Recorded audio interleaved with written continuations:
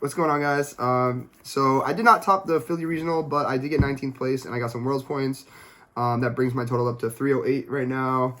And I just want to give you guys like a little insight on the deck that I played, because I did play it for 2 other regionals before that. And so yeah, I just want to get to the profile. Shout out to Team Planeta, of course. But yeah, let's get into it. So 3 Ponics. I just played pure Fire Kings, by the way.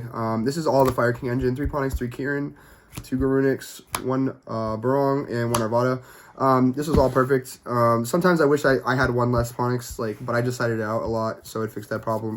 Kieran's best card in the deck. Garunix was insane. Drawing Garunix is really good, especially when you draw it with Witch. Just ditching it into the graveyard was really nice.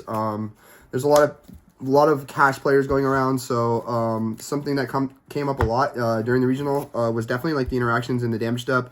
Clearly you can't use like Fenrir or Unicorn in the damage step, so like these cards get around it. Definitely like interact pretty well versus those cards. So I found myself crashing like Aponix like 50% of my games whenever especially if I drew Garunix, or if it was like turn 2 or 3, like you just normal summon, you don't activate any effects because they would have like an SP or something, or like a Fenrir, and you just go crash into Fenrir, and then they just summon, pop, do everything in damage, and that just plays around it.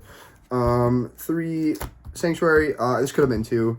You just kind of need it, and if you open it, it's a lot better, because like if they have like Imperm, Veiler, if they want to just be bad and Ash like this, the Ponic Search or the original Snake Eyes, then they would just get punished because I opened up, I hard drew the Sanctuary, and I would always do that last, to see if I can bait out the Ash first.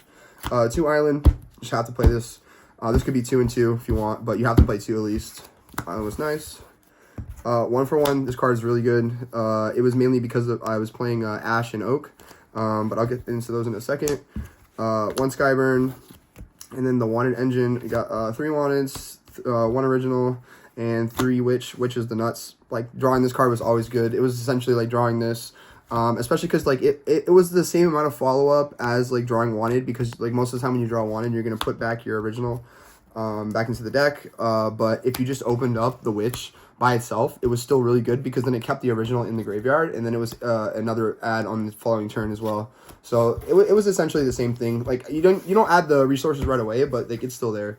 1 Flame Verge, 1 Ash, and then 1 Oak. I summoned Oak a million times. This card was the nuts. Manipulating the graveyard as well, being able to summon back from Banish was nice. Summon a monster just from the grave is just insane. Sometimes you just need to get Ponics back. And this card was very, very good at doing that. It was very good, especially when they got rid of your Ash as well. Sometimes they would banish it with IP, and then you can just summon this from original and then summon it back, and then it'll be very hard for them to decide what to interact with. So I played 6 hand traps. It's not really something I'm used to. I normally play a lot more. I'm pretty sure this is the lowest amount of hand traps I've played in the past year and a half, which is kind of crazy. But these are the best ones. Imperm Ash, always good.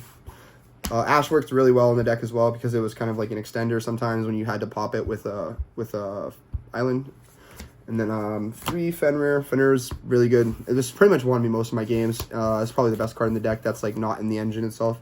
2 Cosmic. Cosmic is the nuts in the main deck. Shout out to Jose. He told me to main deck him.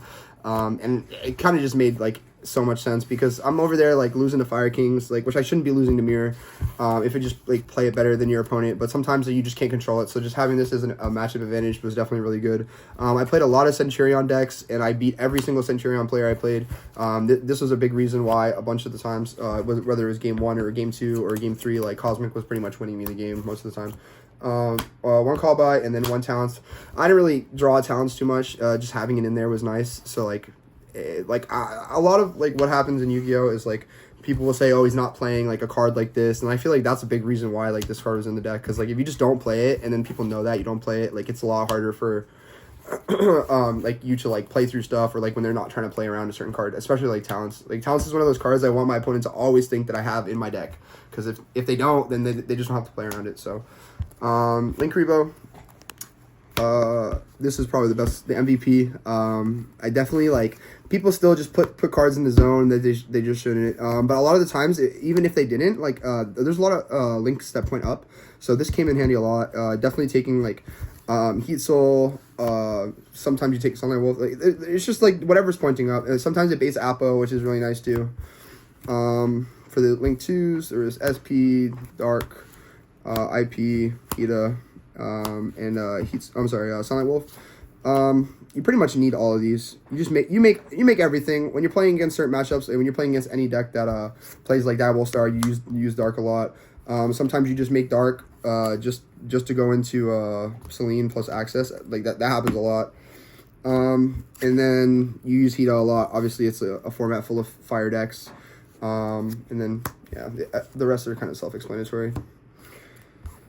But yeah, so that goes to Selene and Access, Heat Soul, Emerald Unicorn, and Apo. I didn't really make Apo too much. It was just there. Like sometimes, like when you're trying to go for game, you just like make it like because it's like the quickest thing to do, especially when you have to be weary of time. Just making it like a format app, like even like a 2-mat, like you make Dark and then summon like a Link 2 back, and then just making like a 2-mat Apo was like really good, just to, like so you can end the game. And